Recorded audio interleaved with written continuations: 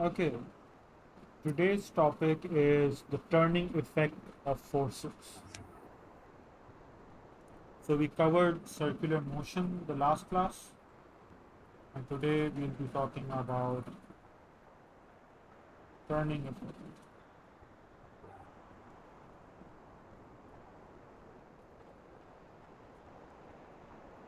Right now, the turning effect of forces is applicable to objects that are attached to some pivot.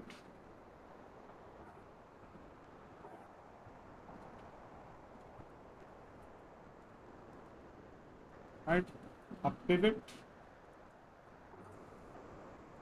is a point around which an object turns.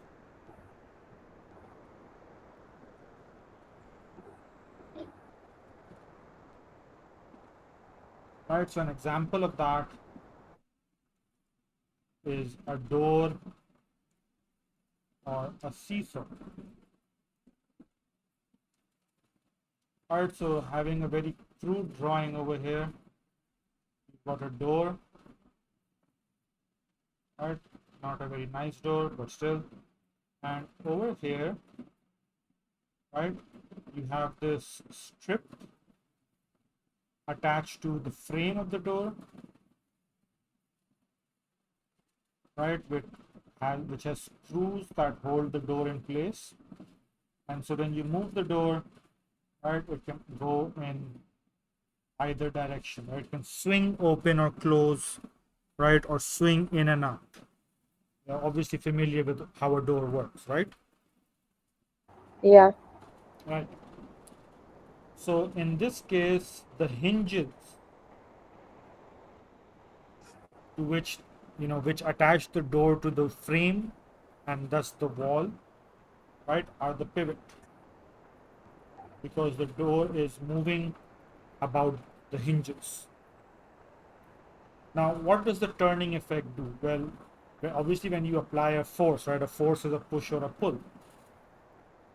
yeah,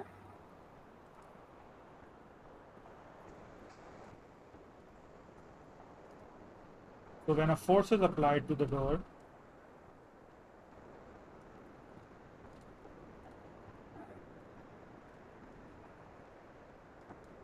it moves, whether you're opening it, closing, or closing.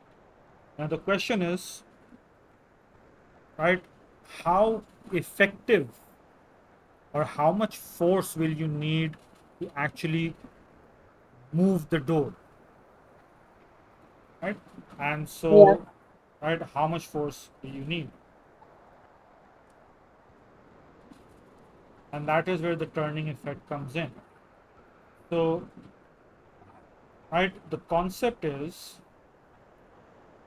right, if this is the pivot,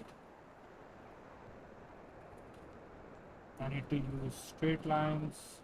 Not very good at drawing freehand on the graphics tab,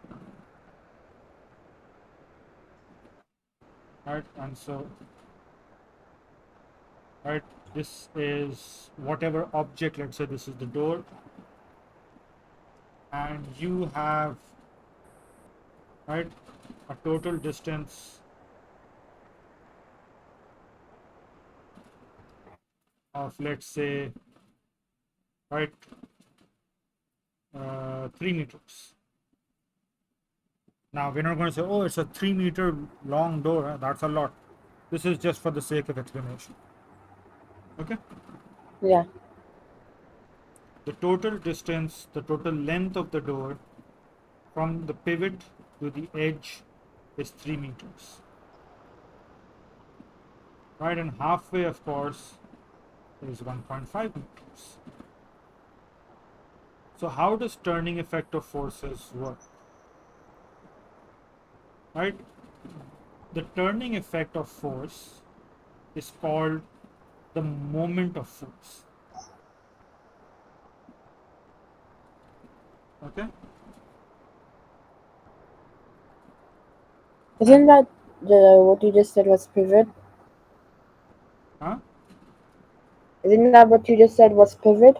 Like when a No, no, point no. around The it. pivot is the point or the joint to which the object is attached and it turns around the pivot. Oh, okay. Okay, the Just like a turn. door, it's attached to a point and it turns. Yeah, so it's attached to the hinges or a seesaw, right? So a seesaw is attached in the center, Yeah, right? And it goes up and down on both ends, yeah. right? So this is the pivot for the seesaw. Okay. Okay, okay. So whatever is the point of attachment around which the object rotates, moves, turns, It's called pivot. is called the pivot, Okay, right? yeah. The moment of force is the turning effect, right? So the magnitude of the turning effect. The moment of force is the magnitude of the turning effect. For seesaw, the magnitude is like going up and down. No, that is the direction. What the magnitude is how much force you're applying Oh, okay. multiplied by the distance, right? And so you've got a Newton multiplied by a meter value. And so, right, the SI unit is Newton meter, right? So, what is this moment of force called again? Moment of force is called moment of force. Moment of force is the magnitude of the turning effect that the force will cause for the object. Now, right, let me explain with an example, Okay. right? Hmm. For example, you apply a force of 5 newtons, for example, at the edge of the door, Hmm. okay? And Yeah. so inputting that, and you got a 3-meter distance, Yeah. okay? Okay. And so, right, what will the moment of force be? So you have, right, 5 newton into 3 meter is 15 newton meter,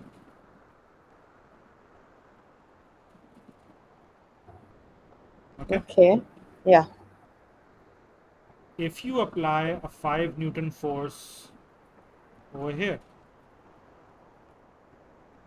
at the halfway point of the door, in the middle of the door, Yeah, I was about to ask why you didn't put 1.5 instead of 3. yeah, we're doing both. So in that case,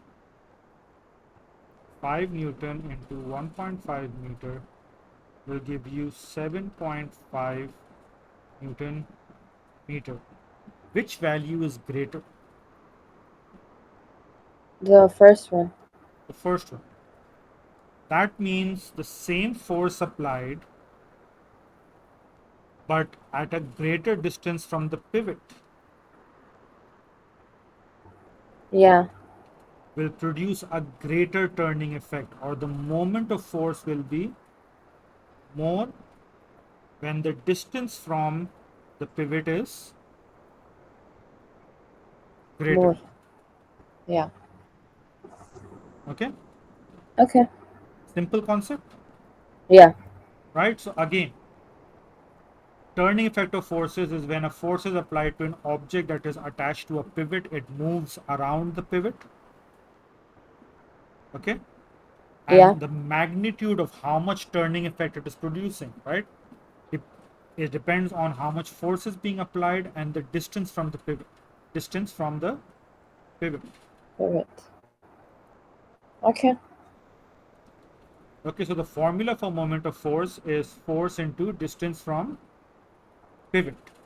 Yeah. The SI unit is Newton meter, right? So we just do now, right? Yeah. If I want to produce the same 15 Newton meter force while pushing it as from the center,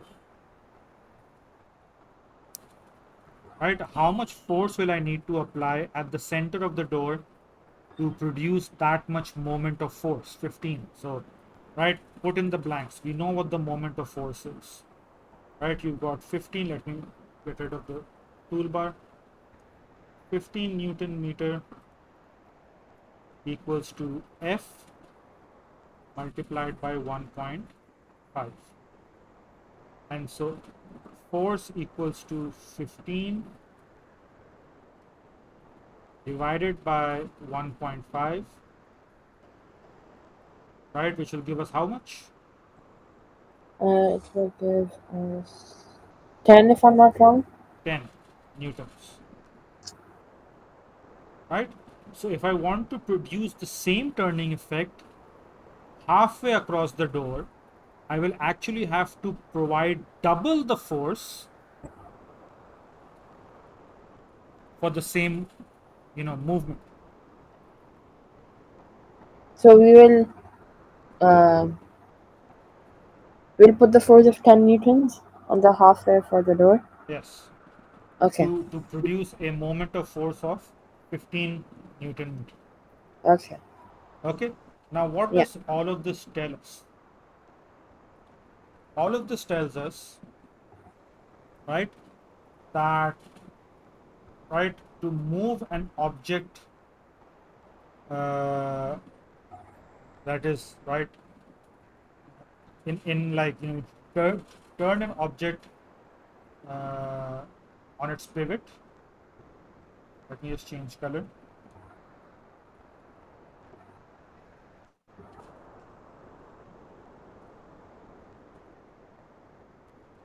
Turn an object about its pivot, right? You will get a greater moment of force or a greater turning effect,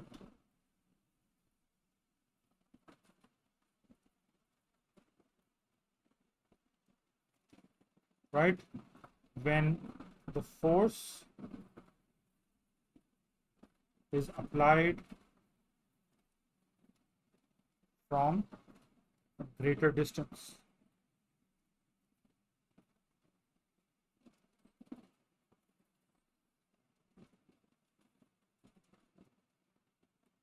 Okay.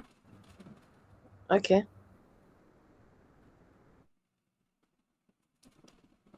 So even a smaller force, right, so 5 newtons working at a greater distance can produce a larger moment of force as come, right? And to produce that same moment of force, you will have to give, uh, push it harder, push the door harder from the center to cause it to move, right? So that's why, right, a door is an easy example. You can try it at home, or you can try it at, a place where you've got those, if you have, like, those metal doors that open up into the garage or something, right? Yeah. So you try pushing it from the edge of the door, you try pushing it further in from the middle, and then you try pushing it from really close to the hinge, and you will see that the effort you have to put in, the force you have to apply from the edge is less. It will move easily. From the center, you have to apply more force, and if you're really close to the hinges, right, then you will have to apply a lot of force to get it to swing open, right? And same is the case for other scenarios. For example, you are, right, turning a nut, right?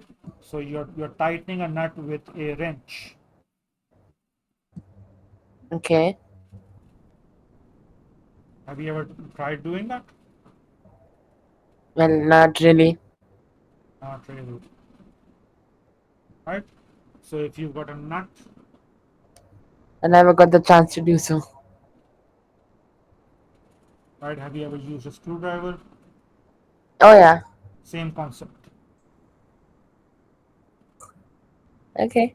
right? So Yeah. you got a nut, and,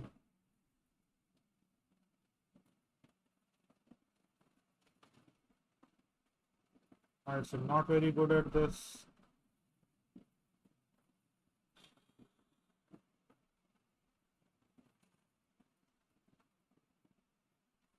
And so if you got a short wrench, It's actually not that bad. thank you. If you've got a short Actually, wrench, okay. but let me make the nut black just so that it stands out.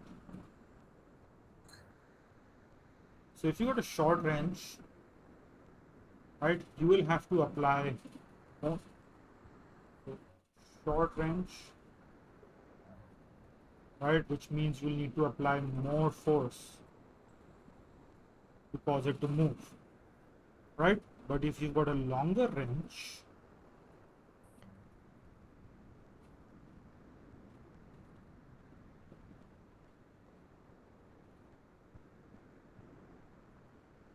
right, and you're holding it from the edge of the wrench,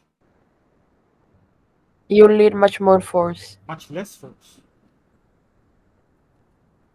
I mean, it's further away from the nut, you know. Yeah, and that's the whole point. The Oh, distance, okay, okay. the distance is greater, and moment of force is force times distance. So when you've got Yeah, nearly double the distance, you can get that job done with lesser force, yeah, right? Similarly, for a screwdriver, you try opening a screw with a short, uh, stem screwdriver, and you try tightening or loosening the same screw with a long stem screwdriver, right? And so yeah, it becomes easier if you're using a longer stem. The length is not only for you to get into tight spots and to do it from further away and not really get into the wall or the object, right? And so if you can't fit your hand inside, right, the long stem, well, that is an advantage. But in terms of like physics and like the science behind it, you will need to apply less force, so it becomes less tedious for you when you are using a longer handle wrench or a longer stem screwdriver or something like that. yeah. Okay. Okay. Yeah. Now, right, other examples they give in the book are, for example, right, are moving a wheelbarrow, right? So if I just take you to the book, While you do that, um, basically, if I correct me if I'm wrong, if you have a shorter distance, you have to put more force, while if there's a longer distance, you have to put less force, right? yes. Okay. Actually, in fact, before moving to the wheelbarrow and everything, right? Let's say, right, we have a A bean. beam, right? So we're not talking about laser beams, Okay. right? A beam is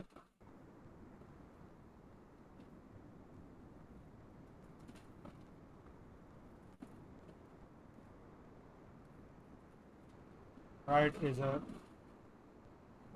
straight piece of an object, right? So such as like a straight piece of wood, for example, or metal, Or a scale or a ruler. that can also be classified as a beam, Oh, okay. right? Yeah. But basically, a beam is in this case, right, used to balance stuff. Oh, okay. Just a minute.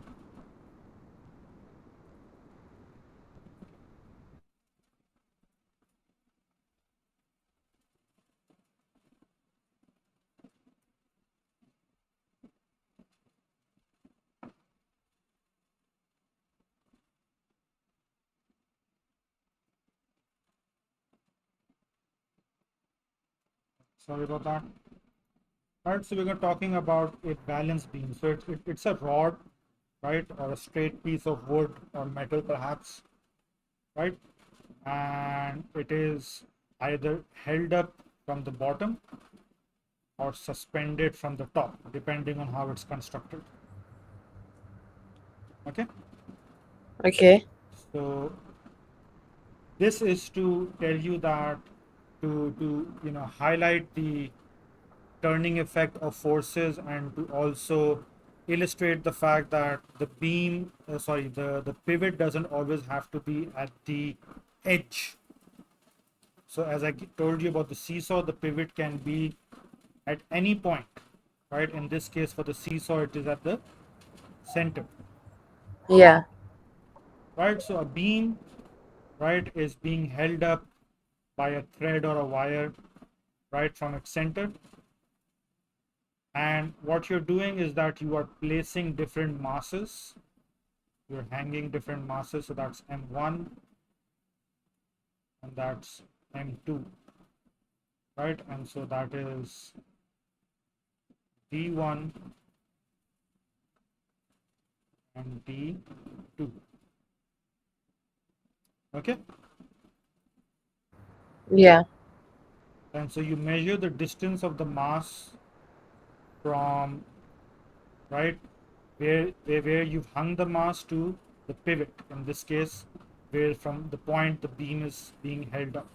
So that is the pivot. Okay. And so what's going to happen in this case, because the masses are attached, M1 will cause an anti-clockwise rotation.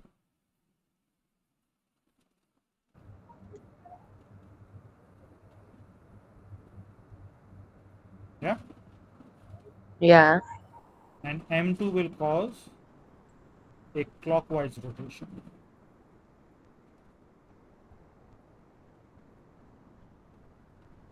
Okay. So this whole thing rotates? Well, yes, I thought it would just turn at a point. it is turning around this pivot, right? But again, I thought it would turn a halfway through, not fully. well, how much it turns is a separate matter. The point is that it will turn. Yeah. Okay. Okay. Yeah. And the direction of the turn depending on where it is that the force is acting, right? So if it's acting on this side, which is the right side for us, and you've applied a mass, and the right the mass is being attracted, so the weight is moving downwards for both of these guys, right? And so on the right side, it will cause a clockwise movement. From the left side, it will cause an anti-clockwise movement, Anti-clockwise. Okay. right?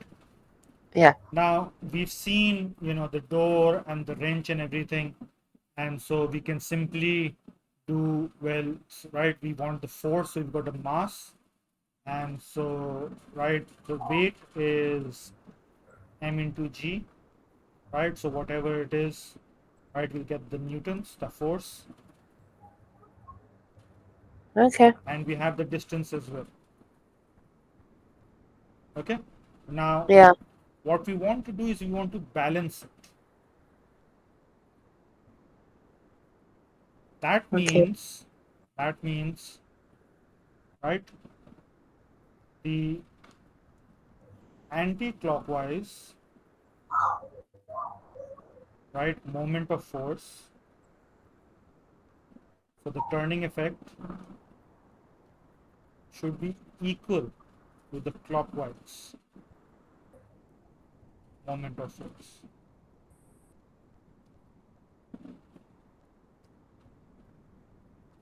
Make sense? Yeah. Because each of these masses, and the mass, then you find the weight, which is the force, right? And you have the distance. And so each of these will cause the beam to move around the pivot, and you want it to stay balanced. You don't want it to move, right? Balancing means that there is, right, no resultant force,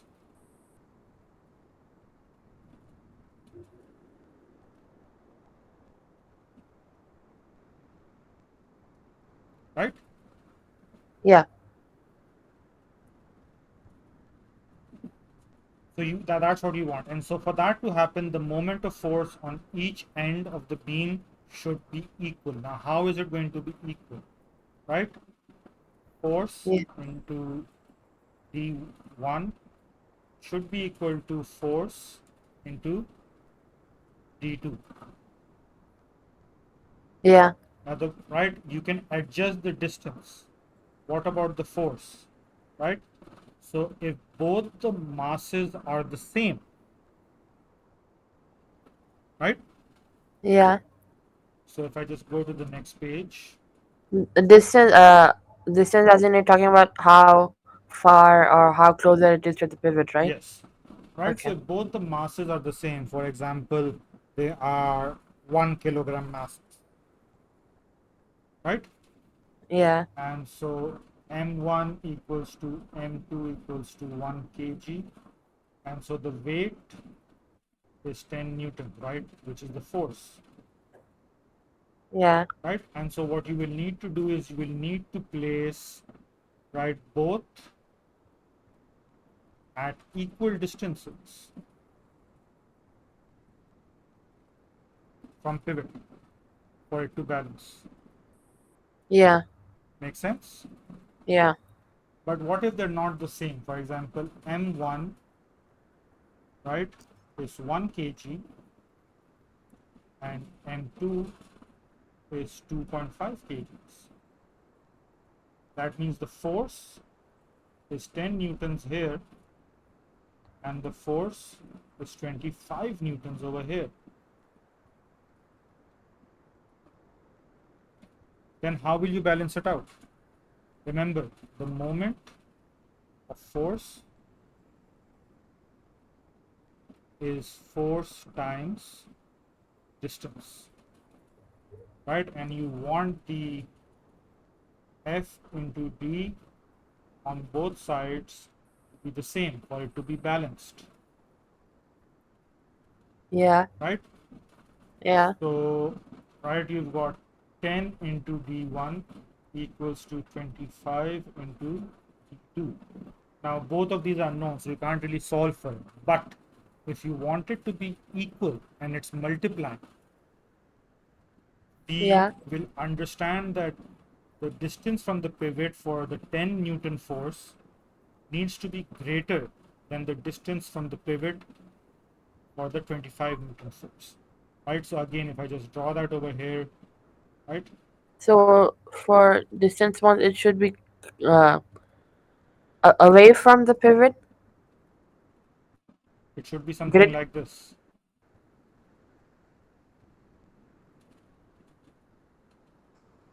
Okay. right?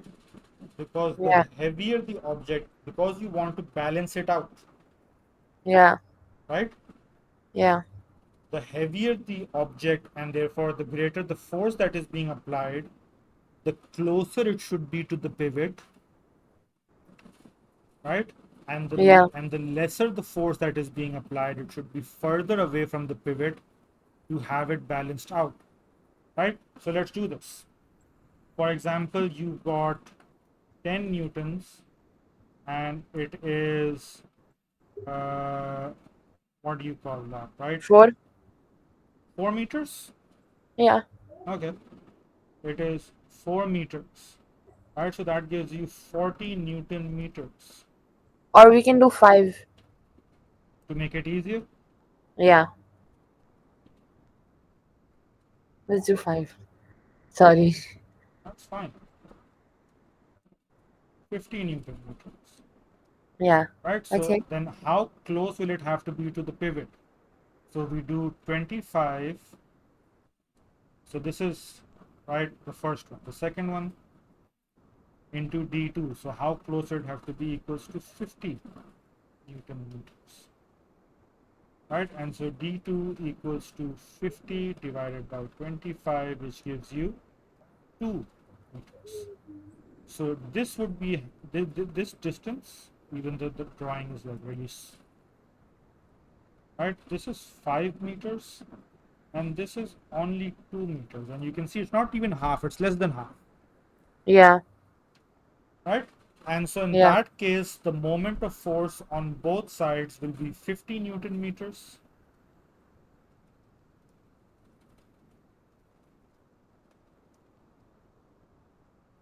right? And the beam will be balanced, Balance. right?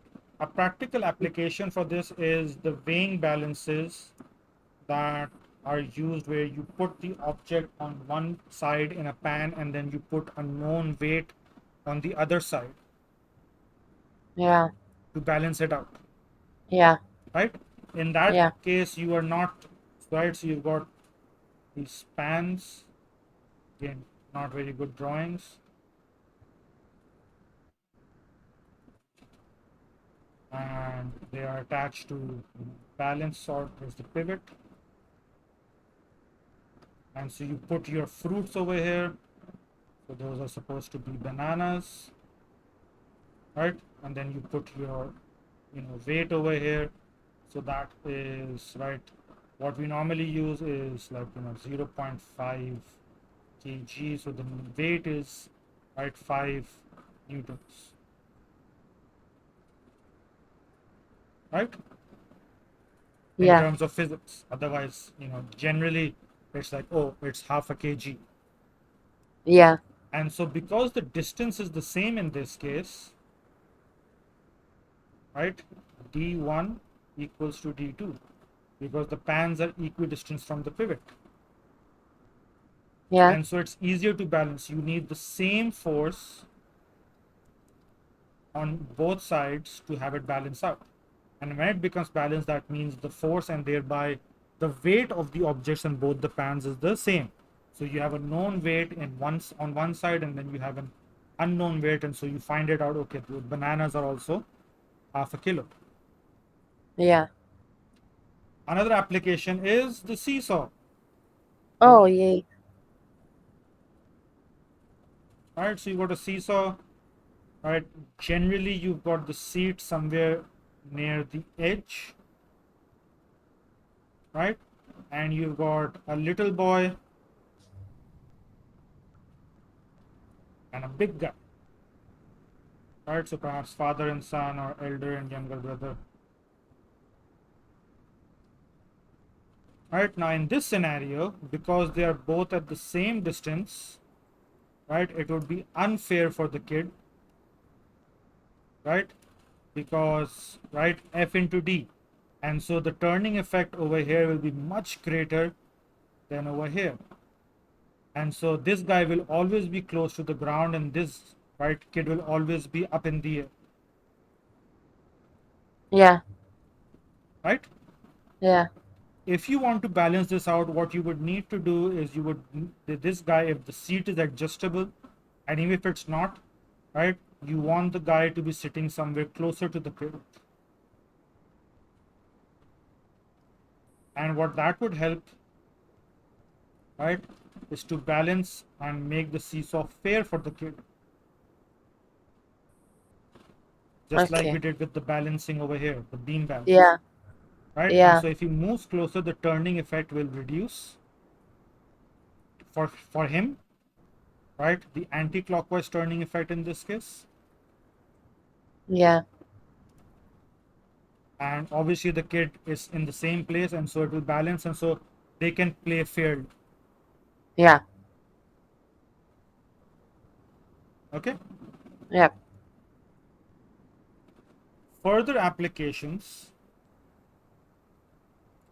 right, of the turning effect are, for example, I mentioned the wheelbarrow, and, right, then you have, right, so the wheelbarrow is an example of a lever. What's applied is uh, the turning effect. Right, so the example they give for a lever,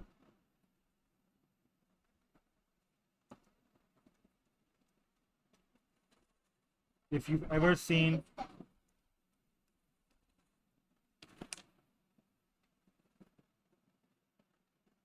right, the example they give is a huge rock, and you're using a crowbar or a metal rod to try and get it to move, right? And you're right, you've got this perhaps metal piece over here on which you are resting, and you're applying force to get the rock to move away. Okay. Yeah. Okay. Now, how does this work? For example, right, the right. So let's call this point O. Let's call this point A where the rock is, and let's call this point B. This is an example I'm taking from the book. And the load of the rock is 1,000 newtons. Yeah. Okay. Right? Distance OA is right 10 centimeters, and Okay. distance OB is 200 centimeters.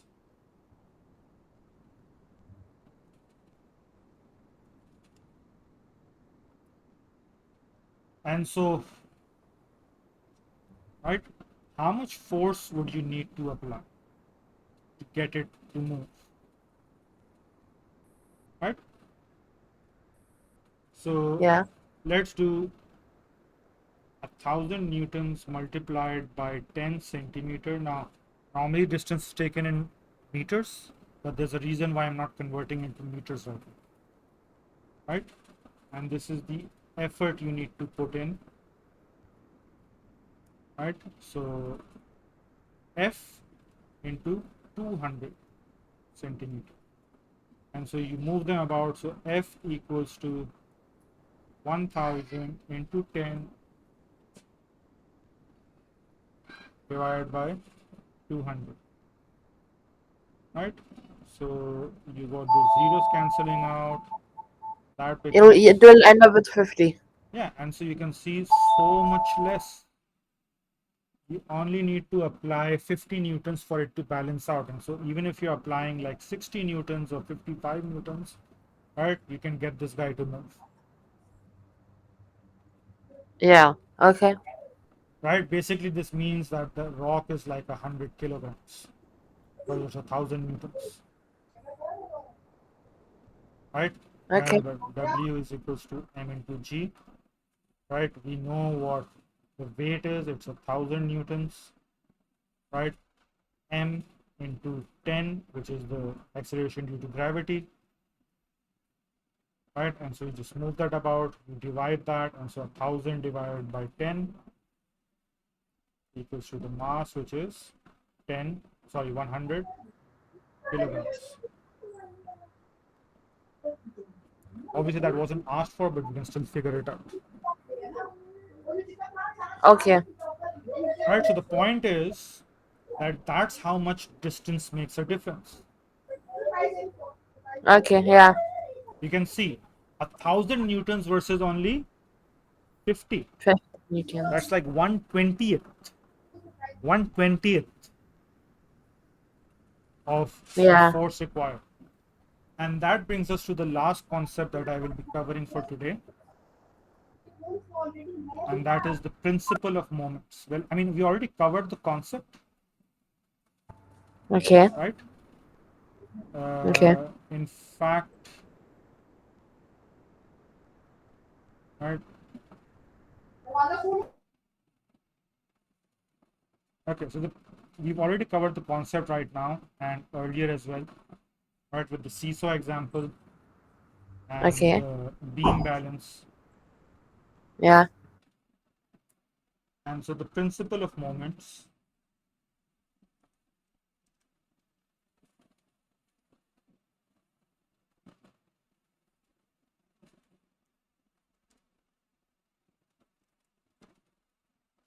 and it's also called,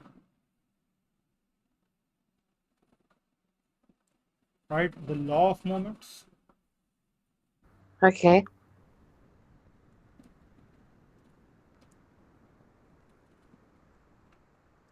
or the law of the lever. The law of the. Lever. Okay. And that states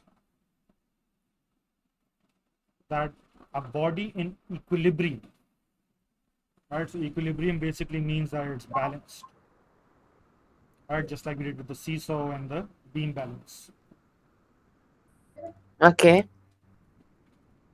So when a body is in equilibrium, which means that it is balanced,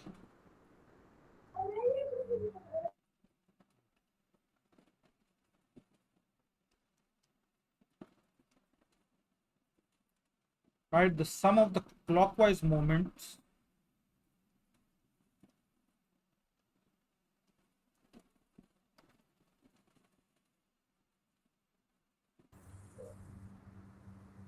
Is equal to the sum of anti-clockwise. exactly good. Oh, actually, Yeah, it's good. Okay, that's good. about any point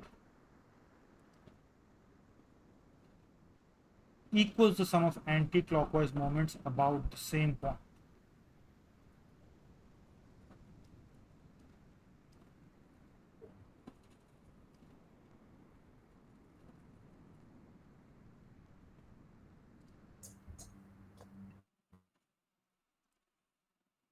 So you are understanding and following along, Yeah. right? And there is no resultant moment.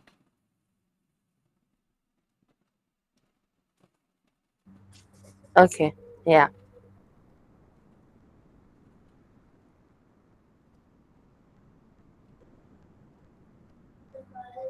Now there are two things I want you to note over here. They're saying the sum, right? The sum means, right? So far we've only talked about scenarios where there is one weight on one side and the other weight on the other side, right? Yeah. You can have Yeah. scenarios, for example, where, right, you have M1 and M2 on one side, and you can have M3, M4, and M5 on the other. So you can have more than one weight on either side. And so you will have to calculate F into D and F into D for all of these. And then you will need to Okay. add them, and that will give you the sum. Okay. Okay? The sum of what exactly? The moments on the side that is causing the clockwise movement, Oh, okay. Okay. and Yeah. then the anti-clockwise movement. Yeah. Okay. So that's one thing. Yeah. The other thing I Okay. want you to note over here is about any point, right? This There tells can us be that, right, just like we saw over here, the point does not have to be in the middle always, right? exactly, brilliant, Yeah. right? So it could be over here, it could be over here, right? It could be at either of these points. It doesn't necessarily have to be in the center, Yeah. okay? Also, can there be two pivots at the same time? There can be, but in that case, you will only consider, uh, the moment of force along, around one of those points, right? Because the object will move clockwise or anti-clockwise about one pivot, and so you want to measure that, right? If there are two pivots for a It won't single, move. I mean, it depends on what the function of the other pivot is. For example, right, you've got a folding door. Have you seen those, like the shutters of a shop? Yeah.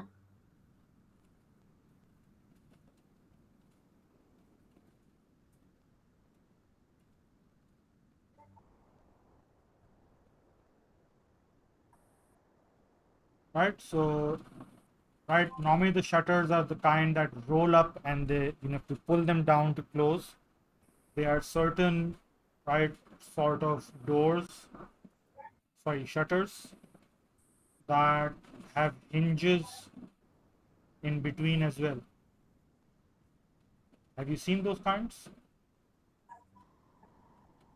Yeah. And so, right, what happens The one is, that roll down, no, no, not the rolling down ones. They fold the up. sliding ones. Yeah, the sliding ones, and then they fold up, right? So each of Oh, these dotted lines that I've drawn is a hinge. it's a fold. It's a fold, right? And so Okay. when they're pushed, right, they Mm, compress, and right, this looks something like this.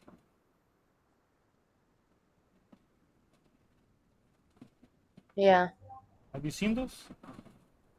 Yeah, yeah, yeah. Right, so each of these hinges would be acting as a pivot, right? But the turning effect will depend on what two parts are moving about that pivot, because you can only have two sides to a pivot. Yeah. Okay, clockwise and anti-clockwise mode. Yeah.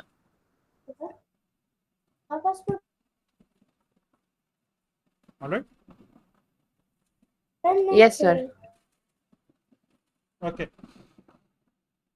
so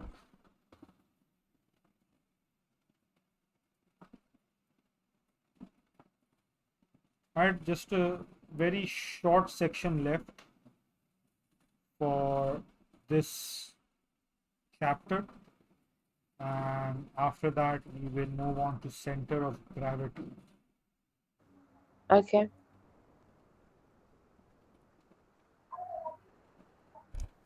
So do you want to do it now, or do you want to continue this tomorrow? It's up to you. Up to me.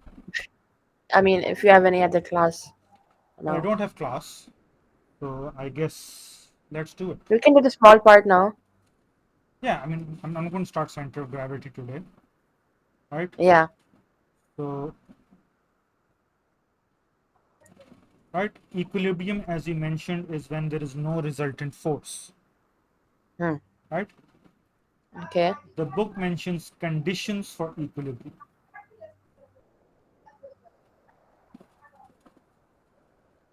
Okay. It's pretty much what we've already done in the principle of moments, Okay. but again, because we mentioned that the pivot can be anywhere along, right, the structure that we are talking about, right? And so, Okay.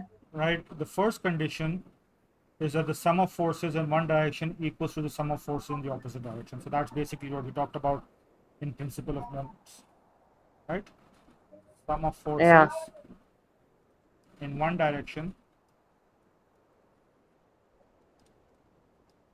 should be equal to sum of forces in other direction.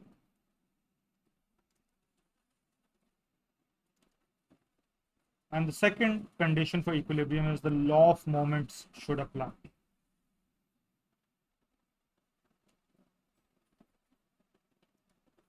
So wait. Just to be clear, the first condition means that both directions should be equal, like the No, force you put no, on both right? directions. Both of these seem to be the same thing, right? Both of these, like, yeah, we're talking about the same thing, so why are they mentioning twice, right? Yeah. And so, right, equilibrium means that there's no resultant moment, right? And moment we're talking about the moment of force. Okay. Yeah. So the scenario that they're presenting is, right, they've given you a plank. Mm. Wait, we're talking about the first condition or the second one? Yes, to, right, I mean both obviously, but right? This will make the Okay. first condition. Okay, I just need to draw a straight line. Right, this will make understanding the first condition easier. Okay. Right, so you've got a straight line. You've got a plank, Yeah. right? And at the center of the plank, so just by eyeballing it, this is the center, Okay. right? And Yeah. the plank is resting on two trestles, right? So basically two rests like this, and they are positioned, one is positioned nearer to the edge, right? And one is positioned somewhere halfway over here. So there are two pivots. They are two pivots, yes. Yeah, pivots. Okay. Right? Now, Yeah. right, what we'll At the same time? at the same time, yes. And Okay. as I mentioned that you will only calculate the moment of force, or the principle of moments along any one of these at one time. Repeat that again. You will only measure, One side. right, from one point. Okay, from one point. Okay. Okay. Now, Yeah. right, the the plank has a weight of 40 kilograms, and so the force that is being applied is 400 newtons, right, from the center. Now, why is it coming at the center? That is a topic for center of gravity that we'll do tomorrow,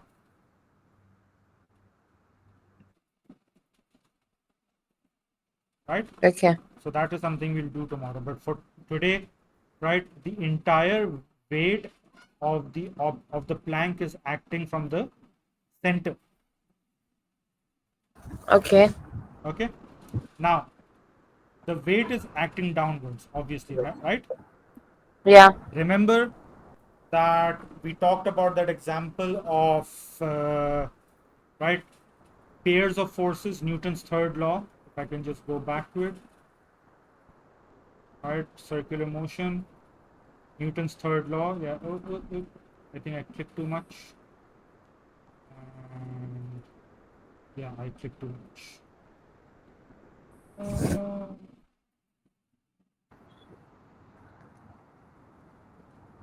okay, fine.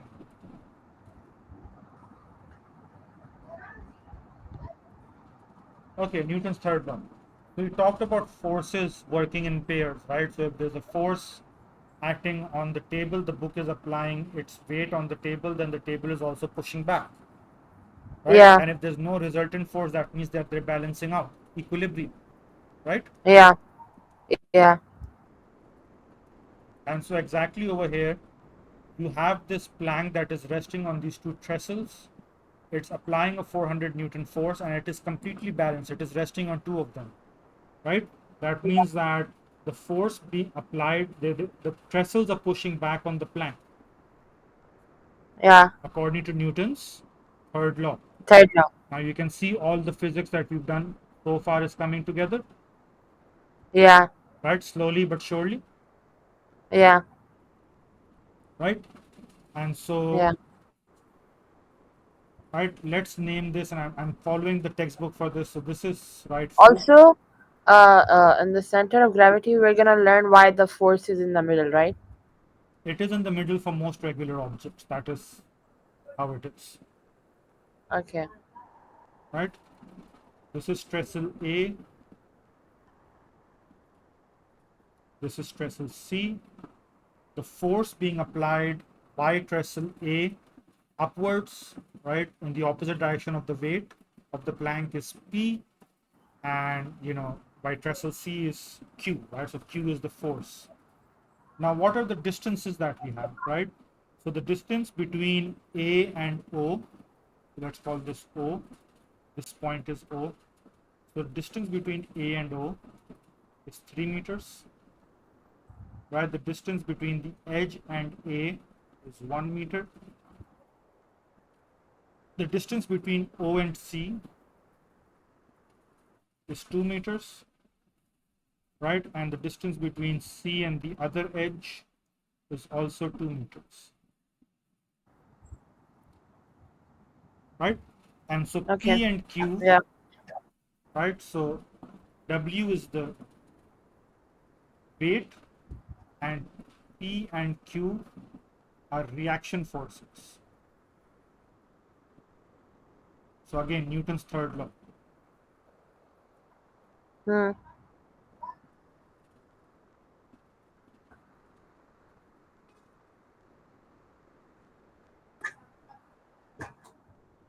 Okay, now what are we going to do? Right? Since we can only calculate the moments around a singular pivot, we can't do it for both at the same time. And so Yeah. what we're going to do is we're going to calculate the moment around C. Yeah. Okay, so right, we've got the anti-clockwise moment, which is the weight. So let's calculate that, right? And so the moment around O equals to 400 newtons, right? Multiplied by 2 meters, which gives you 800 Newton meter. Yeah. Okay, because this is balanced, right? Yeah. Yeah. Because this is balanced, and so that would mean moment around A equals to, right? We don't know how much the force is, right? How much force is the reaction force at A. So that is P. And what is the distance? 3 and 2, that makes it 5 meters. Yeah. Right now we know the moment is it's balanced, so it will also be 800 Newton meters. Okay.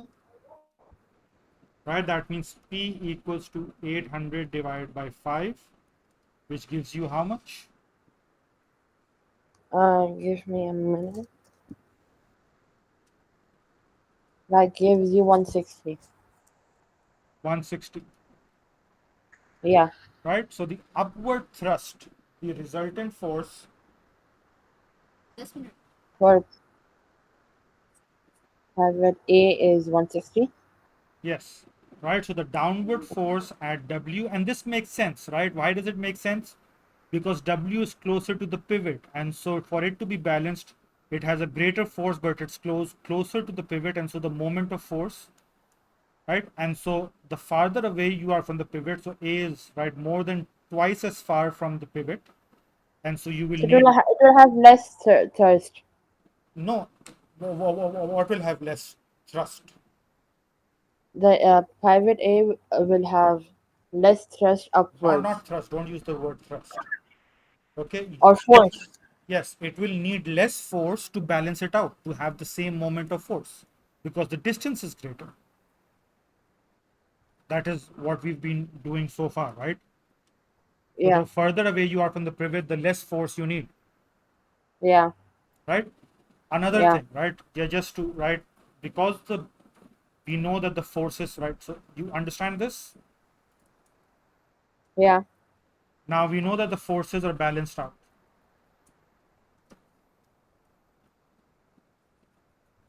right? That means the weight equals to force P plus Q. Yes, Yeah. right? So 400 newtons acting downwards, force P and Q, which are the reaction forces, and they should be equal to 400 in total Okay. because they're balancing out, right? There's Yeah. the plank is in equilibrium, and so we know Yeah. that the weight is 400 newtons.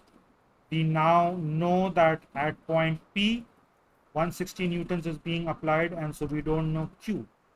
So Q equals to 400 minus 160, which gives you how much? That gives you 240. 240 newtons. And so now we've also found out what P and Q are. Right? And so that is how step by step you work everything out with the information you have and the information that you obtain through calculation. Okay. Okay, and I actually managed to push the entire chapter. I mean, push as in just Yeah. make it happen, Yeah. right? And we've had a full class time, right?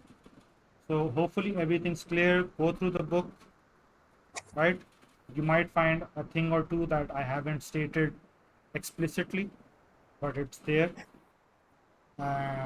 If there are any questions, obviously feel free to ask. Okay. Okay, so I'll see you next time, inshallah. Inshallah.